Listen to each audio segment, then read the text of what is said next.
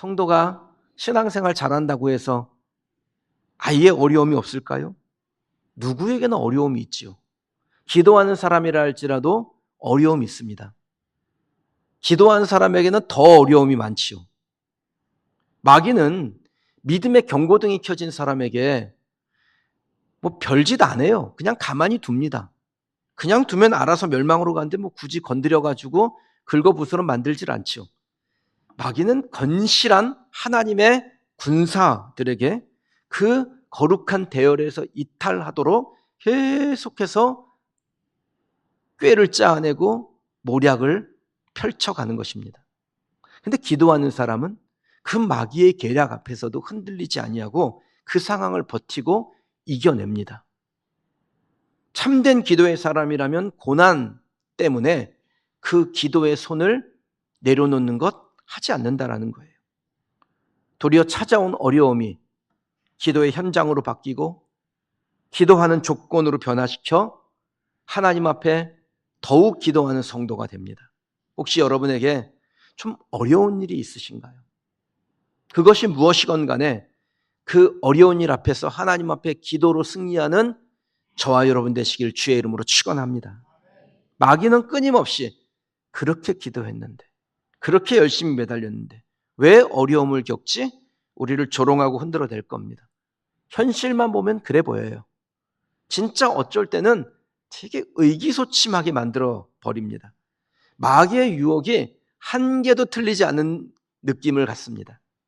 근데 여러분에게 그 순간에 무엇을 해야 될지를 좀 부탁드릴게요.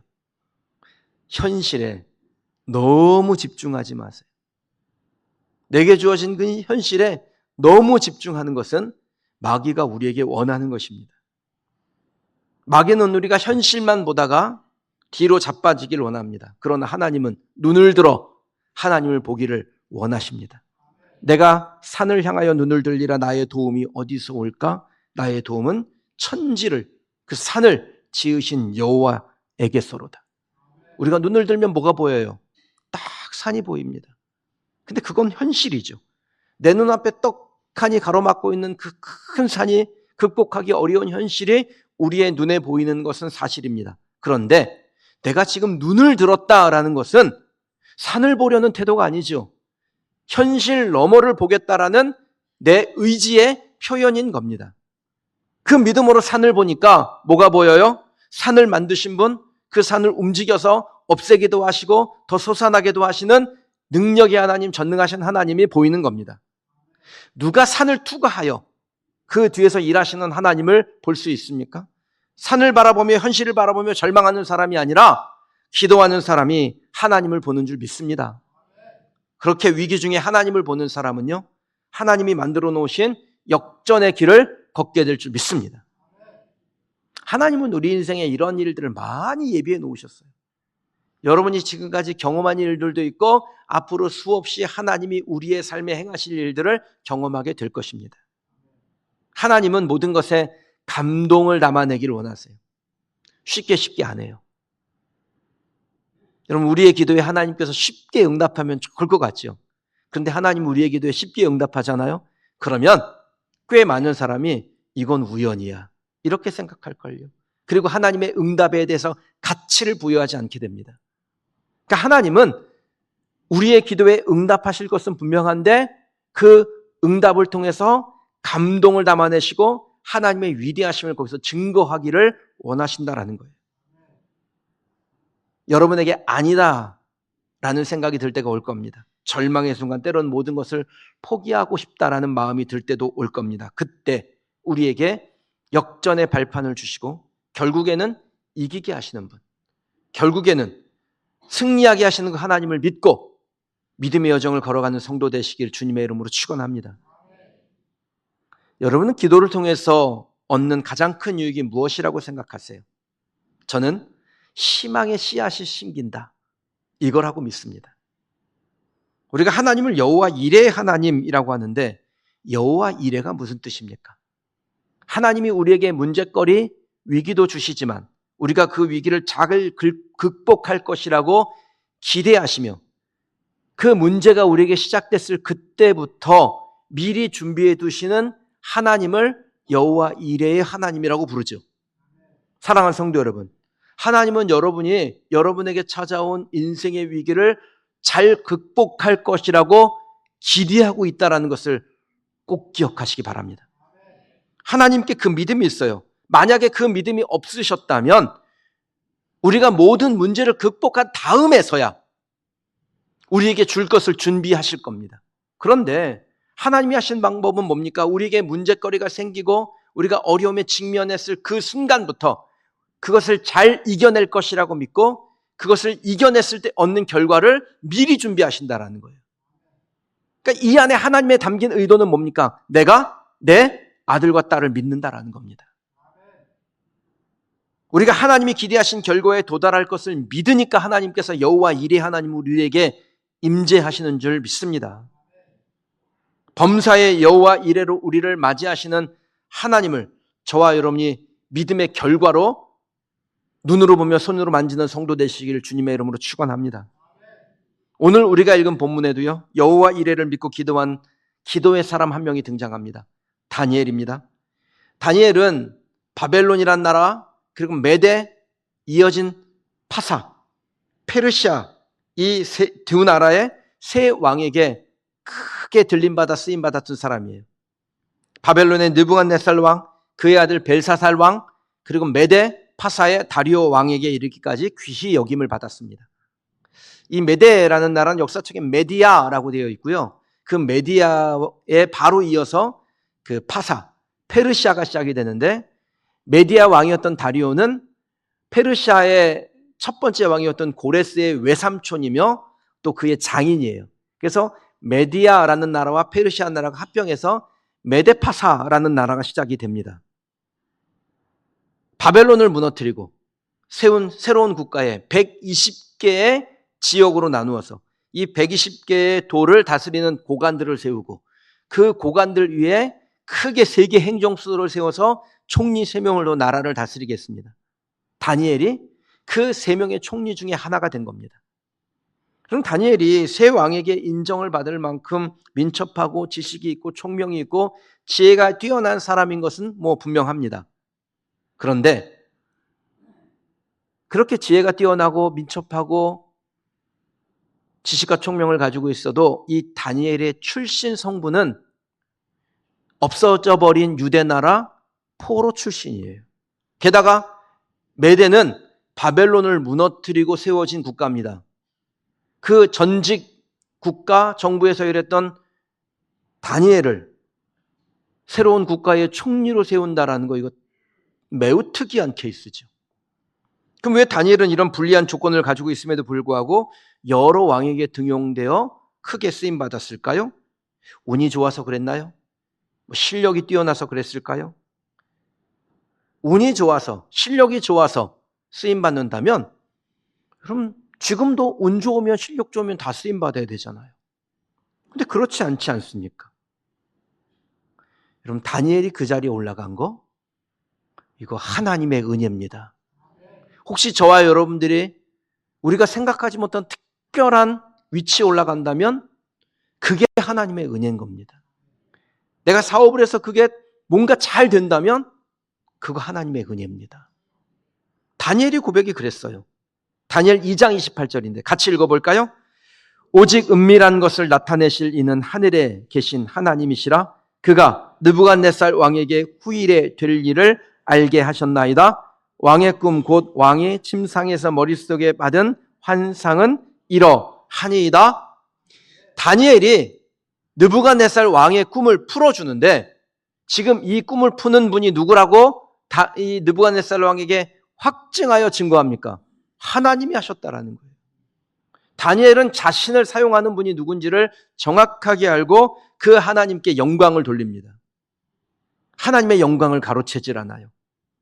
여러분, 이건 다니엘에게 중요한 인생의 원칙이었고 이 시대를 살아가는 저와 여러분에게도 중요한 원칙이 되시길 바랍니다. 모든 능력은 하나님으로부터 공급되며 모든 영광은 하나님이 받으신다. 이것이 흔들림 없는 우리의 신앙의 고백이 되어야 합니다. 하나님은 겸손한 사람을 높여 쓰시고 그를 통해서 재물과 영광과 생명을 더해 주십니다. 재물, 영광, 생명을 얻으려고 그렇게 애를 쓰잖아요, 사람들이. 근데 그거 간단한 거예요. 하나님을 높이면, 하나님 앞에 겸손하면 그것이 기초가 되어서 하나님과 사람에게 인정받는 자리에서 자기의 능력과 실력을 발휘할 수 있도록 하나님께서 은혜 베풀어 주세요. 저와 여러분이 사람은 물론이고 하나님 앞에서도 겸손한 성도 되시기를 축원합니다. 겸손이 쉬운가요? 쉽지 않죠. 그래서 범사에 삼가 근신하고 선 넘을 때가 있어요. 간혹 나도 모르게 실수해서 선 넘어요. 그때마다 내가 선을 넘었네. 하나님께로 돌아가야지. 그 겸손의 자리로 돌아오는 저와 여러분이 되기를 바랍니다. 여러분은 겸손이라는 것을 어떻게 이해합니까? 일반적으로 겸손이라는 건 자기를 낮추는 것이죠.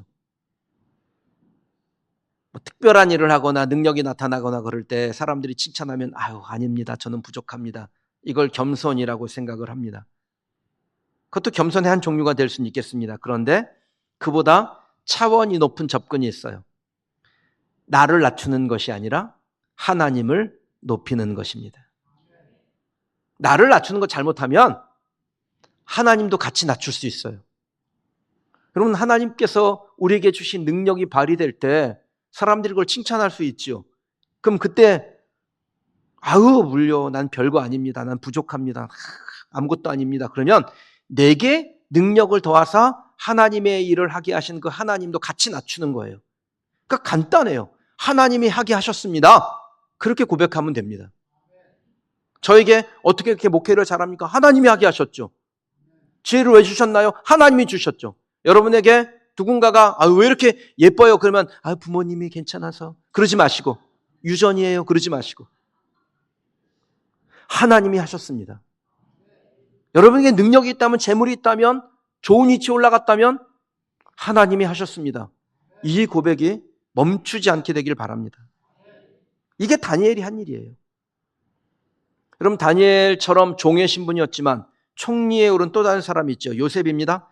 이 요셉이 바로의 꿈을 풀어서 바로에게 큰 칭찬을 받게 되었는데 그 즉시, 칭찬을 받는 즉시 하나님이 하셨음을 증거했어요. 요셉이 바로에게 아뢰되 바로의 꿈은 하나라, 하나님이 그가 하실 일을 바로에게 보이심이라. 꿈은 요셉이 푸는데 요셉은 그 꿈을 푸는 이는 하나님이시라고 하나님께 영광을 올려드린 것입니다. 하나님은 언제나 하나님을 하나님으로 인정하는 겸손한 사람에게 기회를 주십니다. 요셉이 기회를 받은 것처럼, 다니엘이 기회를 받은 것처럼 저와 여러분들도 하나님을 인정하고 모든 영광 하나님께 돌려 다니엘처럼 요셉처럼 하나님 앞에 귀히 쓰임받는 성도 되시길 주의 이름으로 축원합니다. 우리가 사람들 앞에서 인정받고 세상에서 쓰임받는 거요, 그 능력이 있어서 운이 좋아서 아닙니다. 다 그렇게 생각하죠, 속으로는. 그래도 내가 좀 능력이 있고 실력이 있으니까 기회가 되게 좋았지, 운빨이 좋았지, 막 그런 표현을 쓰는데, 그래서 은혜가 막혀요. 그의 삶에서 영광의 통로가 막혀요. 그런 사람에게서 하나님의 은혜가 거두어집니다. 은혜를 막 내리는 삶을 살지 마시고 하나님의 은혜가 더욱더 머물며 풍성해지는 하나님의 종들이 되시길 주의 이름으로 축원합니다. 겸손을 지켜 형통하게 되는 법, 은혜를 지속하게 하는 법, 이거 뭔가요? 어떻게 하면 우리에게 형통을 지속하게 하고 하나님의 은혜를 지속하게 할 수 있어요? 어떻게 하면 겸손을 지켜나갈 수 있어요? 기도하는 거에 방법 없어요. 하나님께 기도하는 자리를 지켜내는 것입니다. 다니엘이 그랬습니다. 그의 인생에 위기가 찾아왔죠. 총리직을 매우 잘 감당하자 포로 주제, 전직 관리 주제, 그렇게 시기하는 무리들이 생겨났어요. 근데 이 악한 자들이 다니엘을 어떻게든지 제거해 보려고 하는데 제거할 방법이 없습니다. 모든 일에 흠이 없어요. 그래서 짜낸 계략이 뭡니까? 7절입니다. 나라의 모든 총리와 지사와 총독과 법관과 관원이 의논하고 왕에게 한 법률을 세우며 한 금령을 정하실 것을 구하나이다. 왕이여, 그것은 곧 이제부터 30일 동안에 누구든지 왕 외의 어떤 신에게나 사람에게 무엇을 구하면, 기도하면 사자굴에 던져놓기로 한 것이니이다. 다리오 왕이 이 말을 듣고 기분이 우쭐해가지고 내가 신들 위에 신이 되는구나, 막 이런 마음이 들어서 30일 동안 자기 외에 다른 누군가에게 기도하는 것을 금하고 그 일을 하면 사자굴에 던진다. 이 법령의 조장을 쿡 찍습니다. 다니엘이 그 조서에 도장이 찍힌 거 모르지 않았죠? 알았어요. 살아나는 방법은 뭡니까? 30일만 꾹 참으면 돼요. 늘 하던 대로 문을 활짝 열고 기도하지 말고 문 닫아 걸고 속으로 기도하면 돼요. 얼마나 쉽습니까? 그러면 사자굴에 던져지지도 않고 그가 가지고 있는 재물과 영광과 생명을 보존할 수도 있었습니다. 그런데 다니엘이 어떤 결정을 내려요? 10절 같이 읽어볼까요? 다니엘이 이 조서에 왕의 도장이 찍힌 것을 알고도 자기 집에 돌아가서는 윗방에 올라가 예루살렘으로 향한 창문을 열고 전에 하던 대로 하루 3번씩 무릎을 꿇고 기도하며 그의 하나님께 감사하였더라. 아멘. 여러분, 다니엘은 죽음을 각오하고 하나님을 선택합니다. 목숨이냐 하나님이냐, 이 결정에서 다니엘은 하나님을 선택해요. 그 결과가 무엇인가요? 당장 그에게 내려진 결과는 죽는 자리였습니다. 사자굴에 던져지는 거예요. 다니엘은 왕의 명령, 그 국법대로 사자굴에 던져지게 됐습니다. 성도 여러분, 우리가 하나님 쪽을 선택할 때 전혀 손해가 나지 않을까요? 하나님이냐, 사람이냐, 하나님이냐, 돈이냐, 하나님이냐, 세상이냐, 이 선택 앞에 자주 놓이게 되는데 그때 하나님을 선택하면 손해가 없습니까? 당장은 손해보는 느낌이죠. 잠언 3장 9절에서 10절 말씀이에요. 내 재물과 내 소산물의 처음 익은 열매로 여호와를 공경하라. 그리하면 내 창고가 가득히 차고 내 포도즙들의 새 포도즙이 넘치리라. 아멘. 좋은 말씀이죠. 근데 이 말씀을 9절과 10절로 나눠보면요, 내 재물과 내 소산물의 처음 익은 열매로 여호와를 공경하라. 여기까지 읽으면 여러분 이거 진짜 갈등되는 거예요. 내 첫 것의 수산물로 하나님께 드려요. 내 첫 것을 드렸다고요. 그럼 내 손에 뭐가 남습니까? 아무것도 안 남죠. 다 걷어들여서 그 중에 구별하여 하나님께 드리면 남는 게 있습니다. 그런데 첫 것을 드릴 때는 손에 남는 게 없어요. 그래서 첫 것을 드릴 때 그 행위를 하나님이 공경이라고 하신 거예요. 그리고 그 이후에 그의 창고에, 그의 포도즙 틀에 새 것으로 가득하게 하신다라고 하신 겁니다. 자, 그럼 이런 용감한 결정을 내리려면 무엇이 필요할까요? 다니엘은 어떻게 이런 용감한 결정을 내릴 수 있었을까요? 기도하는 거예요. 기도해야 용감해집니다. 우리를 흔드는 유혹, 이거 어떻게 이겨요? 기도해야 이길 수 있는 겁니다. 우리 교회 집사님 한 분이요, 좋은 회사에서 임원으로 오라는 제의를 받았습니다. 그런데 조건이 뭐냐면 주일에도 출근을 해야 된대요. 근데 이 집사님이 주일을 지키는 거 굉장히 중요한 일이니까 그 임원으로 가는 것을 거절을 했습니다. 회사에서 어떻게 꼬셨을까요? 매번은 아닐 거라고. 가끔 주일에 나오니까 충분히 교회에서 하는 일들 조정할 수 있을 거라고. 정말 넘어가고 싶은 유혹 아닙니까? 저도 그분에게 그 얘기를 듣는데 넘어가고 싶더라고요. 근데 이 집사님은 어떻게 하나님을 선택했을까요? 제가 그분에게 그랬거든요. 집사님, 그러면 새벽에 나와서 한번 기도해 보세요. 그랬더니 새벽 예배를 나오기 시작했어요. 그리고 기도하는데 그 기도한 자에서 하나님의 인도하심이 무엇인지를 알고 그 유혹을 극복하고 승리하게 됐습니다. 주일에 교회 안 나오고 회사 일 더 열중하면 승진할까요? 승진할 수도 있을 거예요. 예배 드리는 것보다 거래처 사람 하나 더 만나면 물건 더 팔 수 있을까요? 더 팔 수도 있을 겁니다. 교회 끊고 학원 가면 성적은 조금 오를까요? 좀 오를 수도 있겠죠. 그러나 그만큼 하나님과의 만남은 제한될 것이고 하나님과의 만남이 줄어들었으니 하나님의 능력을 사용할 수 있는 기회도 그만큼 제한되는 겁니다. 결국에는 뭐가 이익이고 뭐가 손해보는 거예요.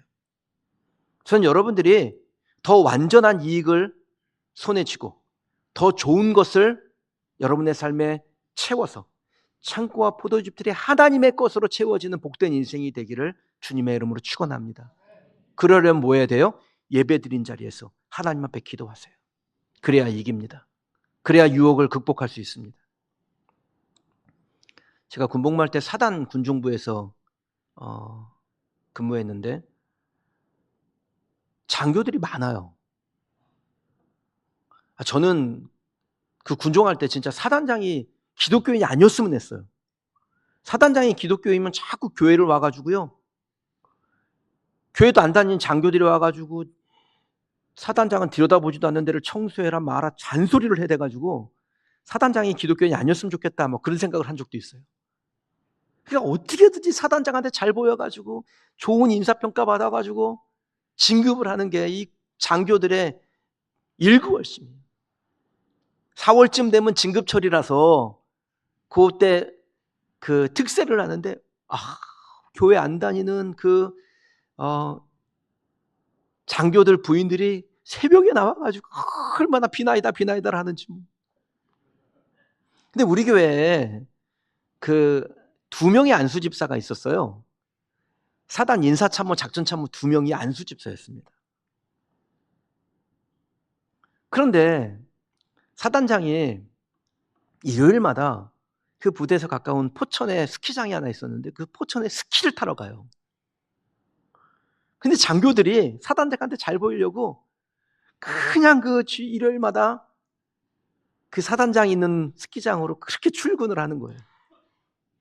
근데 겨울이 됐는데 우리 안수 집사님이 안 보여요.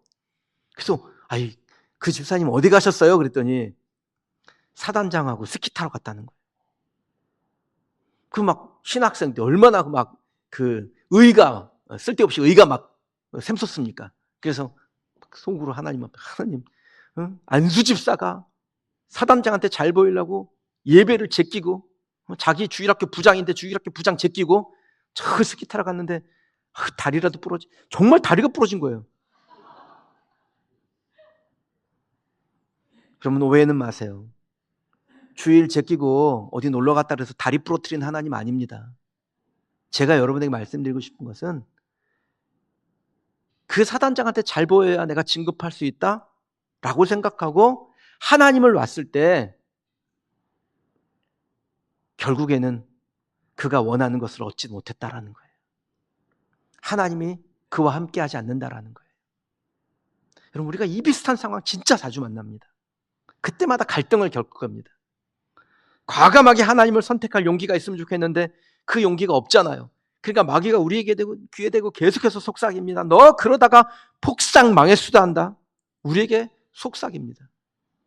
여러분 그 마귀가 속삭이고 유혹하고 나는 갈등되고 이거 어떻게 극복하고 이겨낼 수 있어요? 기도하는 자리로 와야 돼요. 예배하는 자리로 와야 돼요. 그래서 이렇게 말씀 듣고 기도하고 결단하면 하나님 선택할 수 있습니다. 위험해 보이고 손해로 보이는 선택하려면 기도해야 됩니다. 기도해 본 분은 알 거예요. 내가 기도했을 때 그래 내가 하나님 선택해야지 그까짓 거. 그러면서 하나님 선택하는 믿음의 선택했던 경험이 있으니까. 그리고 결국 그 길이 죽을 자리가 아니라 사는 길이 된다는 것을 아시죠. 그러니 갈등이 될 때마다 지금은 기도할 때구나. 지금은 기도 타임. 그렇게 생각하시면 됩니다. 여러분 모두가 믿음으로 기도의 자리를 지켜내고 과감하게 하나님을 선택하고 역전의 드라마를 계획하시고 연출하시는 그 하나님께 주인공으로 캐스팅돼서 여러분의 삶을 창고를 채우고 포도주틀을 넘치게 하시는 하나님의 것으로 충만하게 되는 복된 삶이 되시기를 주님의 이름으로 축원합니다.